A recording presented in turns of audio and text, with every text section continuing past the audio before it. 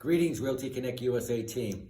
I'm doing this video to provide everybody with an update on the standard operating procedures. By now, you probably have received many emails from NYSAR providing you with a lot of information regarding standard operating procedures. But as required by New York State brokers in their associate licenses, we must be in compliance with these operating procedures by April 20th, which is tomorrow, or be subject to disciplinary action by the Department of State. So listen carefully because it affects the way we all do business going forward. The operating procedures we're about to go over must be made available by posting them on our company website.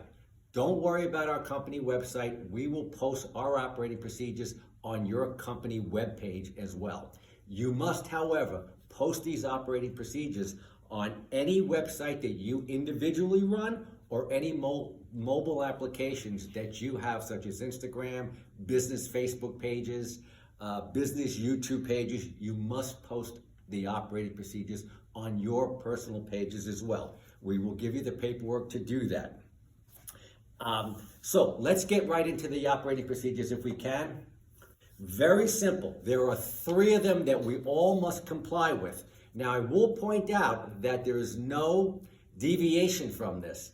Everybody in the organization and every realtor in the state of New York must operate in accordance with their broker's operating procedures in the following 3 areas. Number 1, prospective client IDs. We are requiring IDs before entering a property or making an offer. That means everybody that you show a property to, they must show you an ID. We're not requiring you keep a copy of that. They must show you an ID. Number 2, mortgage pre-approval and proof of funds as required. We now require them before making an offer on a property, period. So any offer that you take, mortgage pre-approval and proof of funds now must be part of that offer. Thirdly, operating procedures as it pertains to exclusive buyer brokerage agreements or brokerage agreements are not required.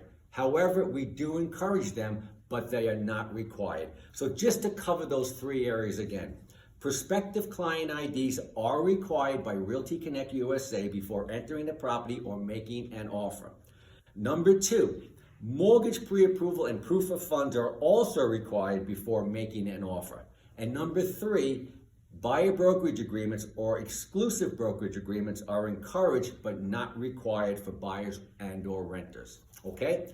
So we will provide you with this form behind me for you to post on any of your websites or any mobile applications that you maintain yourself. As far as the Realty Connect USA website that we give you, we will take care of that as well. All right, quickly. In addition, we put together our standard operating procedures, a separate form that now has to be acknowledged by your client that states exactly what our operating procedures are. Your homeowners or your sellers must acknowledge this form. Pay careful attention.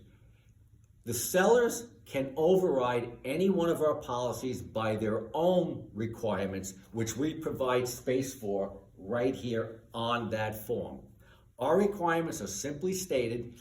If they go along with our requirements, great. If they have other requirements, for example, a seller could require, I don't want IDs before entering my property. I don't want IDs from prospective clients. They can acknowledge that. I don't want to require mortgage pre-approvals or proof of funds. They can require that. Whatever the seller's requirements are, they can override Realty Connect's standard operating procedure. Okay? So whatever the seller requires overrides the standard operating procedure. They are the only folks that can override the operating procedure, period. No one else can do that. You can't deviate from our operating procedures because it's now the law of the state of New York, and everyone must be in compliance with that. All right? Hopefully that's clear. I'm providing you, or will provide you, with all the information you need so you can provide every client and customer with equal treatment and service. More importantly, the reason for the standard operating procedures that's now a new law is for fair, equal, and most importantly, consistent treatment for all. To quickly reiterate, you cannot deviate from the operating procedures. The only people who can ask us to deviate are our clients, which we owe a fiduciary relationship to. So as long as you provide fair, equal, and consistent treatment for all, you will all be fine, all right? After you see this video, or included with this video, you're going to get all the forms that we just showed you and all the instructions, as well as frequently asked questions. That's provided by provided by NISAR. So take the time to review this. If you have any questions about any of this, text, email, or call either myself or Fern. We'll be more than happy to answer your questions. So hopefully this is clear, and keep selling real estate, guys and gals, and everyone else. Thank you.